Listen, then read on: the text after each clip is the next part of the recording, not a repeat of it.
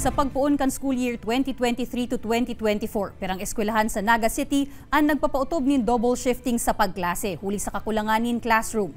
Kakulangan sa tukawan, nagagamiton kan mga estudyante na notaran man. Ang detalye aramon ta sa pagtutok live ni Chris Novelo. Chris?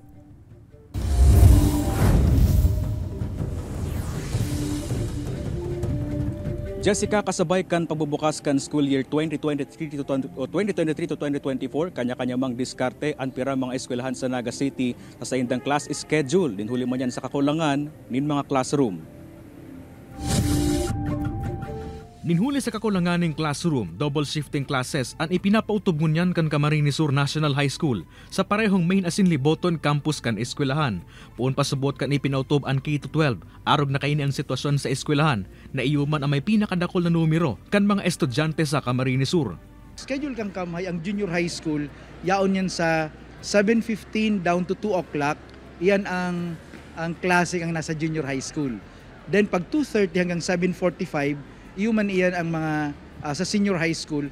Ang classroom na ini, ginibunasan ng stock room. Uli kat na notara mga gatak na dain na subot salbado para sa mga estudyante. Nasa 82 pasubot na classrooms ang kulang sa eskwelahan para iakomodar ang nasa 10,000 na mga estudyante na naka-enroll ngunyan na school year. Arog man kaini ang sitwasyon ngunyan sa Naga Central School kung kay ipinautob man ang double shifting sa mga estudyante. Dalawang grade 5 classes, 6 to 12. Tapos dalawang grade 5 classes sa 12 to 6.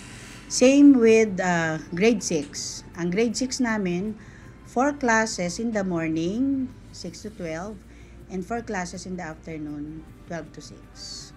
Nanotaran man sa eskwelahan na ini, ang naraot na kisame kan pirang classroom man nang kulang man maski ang mga tukawan kan mga kaagian. Susog sa DepEd Naga, nasa 170 ang kulang pang classroom sa gabos na eskwelahan sa Naga City. 75 sa mga inian sa elementarya, mantang 99 naman sa high school na plano man subot na masolusyonan kan ahensya. We are also coordinating with other stakeholders like the local government unit of Naga and other NGOs na pwedeng makatabang na magdagdag ding mga buildings sa tuyang mga eskwelahan.